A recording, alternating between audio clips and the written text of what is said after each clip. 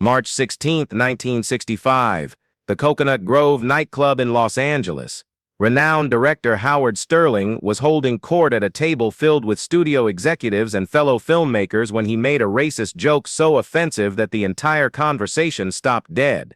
"You know what they say," Sterling said with a cruel laugh, "give them equal rights and pretty soon they'll want equal talent requirements too." What happened next would become one of the most devastating examples of moral courage in Hollywood history, as Doris Day transformed from dinner party guest into an unstoppable force that would end Sterling's career so completely that his name would be erased from industry history. Within 6 months, Howard Sterling would be unemployable in Hollywood. Within 2 years, he would understand that some jokes reveal character flaws so profound that no amount of talent or success can overcome them. This is the story of what happens when hatred meets humanity, and why some people learn too late that racist humor isn't humor at all. It's just racism disguised as entertainment. Howard Sterling was one of Hollywood's most successful directors in 1965. At 52, he had directed over 30 films, including several box office hits and 2 Academy Award nominees. He commanded respect from studio executives, had A-list actors competing for roles in his films, and was considered one of the most influential filmmakers of his generation. Howard was incredibly talented but also incredibly arrogant, recalled former studio executive Peter Bart. He thought his success gave him the right to say whatever he wanted about anyone he wanted. Sterling had built his reputation directing big-budget dramas and romantic comedies that appealed to mainstream white audiences. But he had never worked with black performers in major roles, and his private comments about civil rights and racial equality revealed attitudes that were becoming increasingly unacceptable in Hollywood. Howard made no secret of his belief that black performers should be limited to supporting roles, explained former casting director Ruth Birch. He thought integration in entertainment was being forced by politics rather than earned by talent. The March 16th dinner party was supposed to be a celebration of Sterling's latest film, which had just been nominated for several Golden Globe Awards. The guest list included major stars, studio heads, and influential producers who controlled much of Hollywood's output. Doris Day was there as both a friend of the host and as one of Hollywood's biggest box office draws. She had been having a pleasant evening until Sterling began sharing his opinions about the civil rights movement and its impact on the entertainment industry. "The problem with all this integration talk," Sterling said, becoming louder and more inappropriate as the evening progressed, "is that it's lowering standards. Pretty soon we'll be casting people based on their skin color instead of their ability." Several guests shifted uncomfortably, but Sterling continued, apparently oblivious to the growing tension around the table. "I mean, look at television. They're putting black performers in roles just to show how progressive they are, not because they're actually qualified for the parts." That's when Sterling made the comment that would destroy his career forever.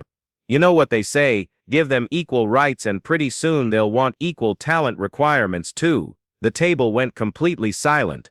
Doris Day had been quietly listening to Sterling's increasingly offensive comments, but this final joke revealed something so ugly about his character that she could no longer remain silent. "Howard," Doris said, her voice carrying across the now quiet table, "I want you to explain what you just said." Sterling, slightly drunk and unaware that he had crossed a line from which there was no return, smiled at what he thought was interest in his humor. "I said they want equal talent requirements. You know, like affirmative action for acting ability. And who exactly is they in your joke, Howard?" Sterling's smile faded slightly as he began to realize that Doris wasn't sharing his amusement. "Well, you know, civil rights activists, black performers, people who think talent should be secondary to diversity." What Doris said next would be quoted in civil rights circles for decades.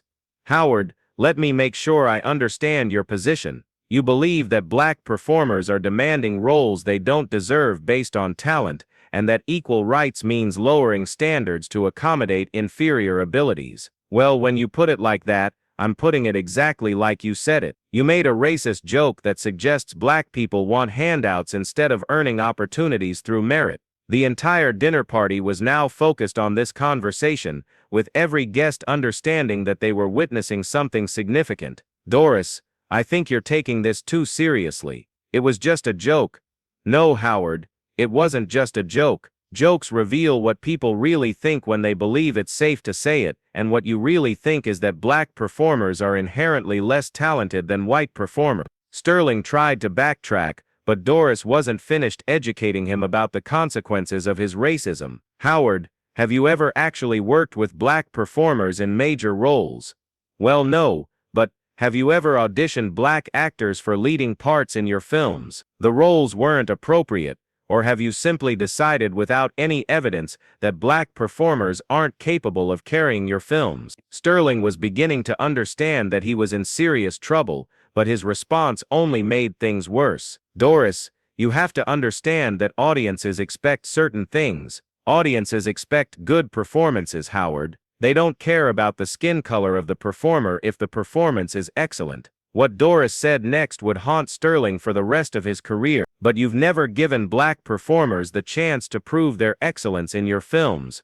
Have you? You've simply assumed they're not good enough and excluded them from consideration. That's not racism, that's just practical business. That's the definition of racism, Howard. Excluding people based on their race while claiming it's about something else. The confrontation that followed would be remembered as one of the most powerful moments of moral courage in Hollywood history. Doris stood up and addressed not just Sterling, but the entire table of industry leaders. Ladies and gentlemen, I want everyone here to understand what just happened. One of Hollywood's most successful directors just told us that he believes black performers are inherently less talented than white performers, and that giving them equal opportunities means lowering standards. The guests around the table looked mortified, understanding that they were being asked to take sides in a moral battle that would define their own characters. Howard Sterling has just revealed that his films exclude black performers not because of artistic decisions,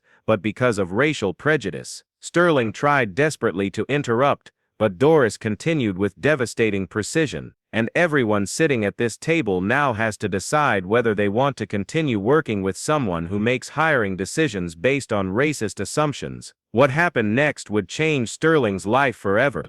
One by one, the industry figures at the table began making excuses to leave. Within 30 minutes, Sterling was sitting alone with his racist joke and the ruins of his professional relationships. But Doris's response to Sterling's racism went far beyond one dinner party confrontation. The next morning, she began making phone calls to every major studio executive, producer, and star in Hollywood. I called everyone I knew, Doris revealed years later.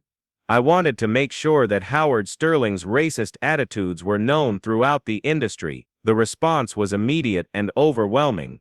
When Doris Day calls you and tells you that a director is making racist jokes and excluding black performers from his films, you pay attention, recalled former MGM executive Doris Sherry. But Doris didn't just share Sterling's comments, she challenged industry leaders to examine their own hiring practices and commitment to racial equality. Doris made it clear that supporting Howard Sterling meant supporting the exclusion of black talent from major Hollywood productions, explained former United Artists executive Arthur Krim. Within days, Sterling found himself facing consequences he had never imagined. 3 major studios canceled development deals with him. 2 stars dropped out of projects they had agreed to do with him. His agent began suggesting that he might want to take some time away from the industry to reconsider his public statements. Howard went from being one of the most sought-after directors in Hollywood to being essentially unemployable in less than a week, observed entertainment journalist Army Archard. But the most devastating blow was yet to come. Doris had contacted the NAACP and other civil rights organizations, providing them with detailed accounts of Sterling's racist comments and his exclusion of black performers from his films. The civil rights community understood that Hollywood's exclusion of black talent was a form of economic discrimination, explained NAACP West Coast Director Thomas Newsom. Sterling became a symbol of everything that needed to change. The resulting publicity was catastrophic for Sterling's career. Newspapers across the country reported on the director who had made racist jokes while systematically excluding black performers from his films. Civil rights organizations organized boycotts of his existing films and protests outside theaters showing his movies. Sterling became the face of Hollywood racism at a time when the country was demanding racial equality, observed film historian Donald Bogle. The final blow came when the Directors Guild launched an investigation into Sterling's hiring practices and public statements. The Guild couldn't ignore evidence that one of its members was making employment decisions based on racial prejudice, explained former DGA President George Stevens Jr. Sterling tried to apologize publicly, claiming that his comments had been taken out of context and that he supported equal opportunities for all performers, but his apology was too little, too late. Howard's apology felt hollow because it came only after his career was threatened, noted civil rights leader Julian Bond. Real change requires genuine conviction, not damage control. Within 6 months of the Coconut Grove dinner party, Howard Sterling was effectively blacklisted from major Hollywood productions. Directors refused to work with him. Stars wouldn't take his calls. Studios wouldn't finance his projects. By 1967, he had left Los Angeles entirely and was directing industrial films and television commercials in Cleveland, Ohio. Meanwhile, Doris Day's confrontation with Sterling became a catalyst for broader changes in Hollywood's approach to racial equality. The Sterling incident forced the industry to examine its own practices, explained former Academy of Motion Picture Arts and Sciences President Walter Mirisch. Studios began actively recruiting black talent for major roles. More importantly, Sterling's public humiliation sent a clear message throughout Hollywood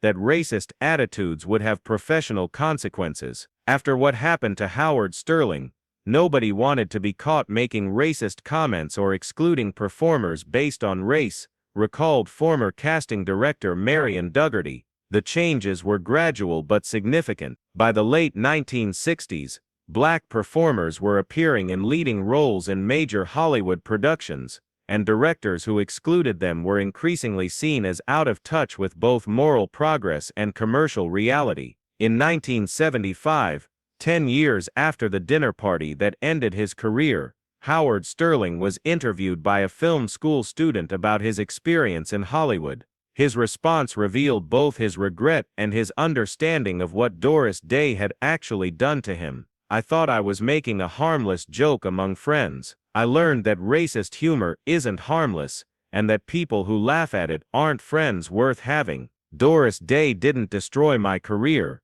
My own prejudices destroyed it. She just made sure everyone understood what those prejudices were, and what they meant for black performers trying to build careers in an industry that excluded them. I spent so many years assuming I was superior to people I had never worked with, never auditioned, never given a chance to prove their abilities. That wasn't artistic judgment, it was just racism." March 16, 1965. A successful director thought he could make racist jokes among industry colleagues without consequences. By morning, his career was over, and Hollywood had learned that racism disguised as humor was still racism, and that there would be real consequences for it. Howard Sterling discovered too late that some attitudes are so ugly that no amount of talent or success can overcome them once they're exposed, and that when someone with the moral authority of Doris Day decides to hold you accountable for your prejudices,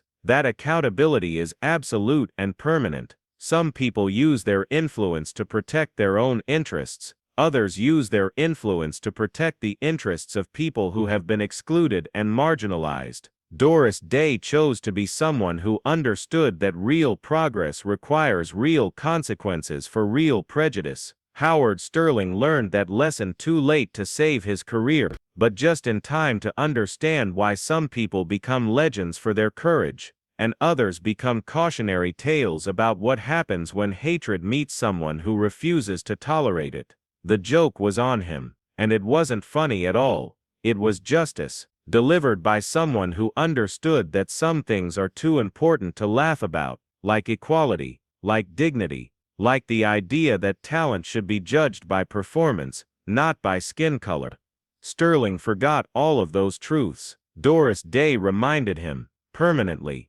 That's what legends do. They make sure the right values win, even when winning means ending careers built on wrong values, especially then. Because some battles are worth fighting, and some people are worth fighting for, even when fighting for them means fighting against people who thought they were untouchable. Nobody's untouchable when they're wrong, and Howard Sterling was very, very wrong about everything that mattered. Doris Day made sure everyone knew it, forever.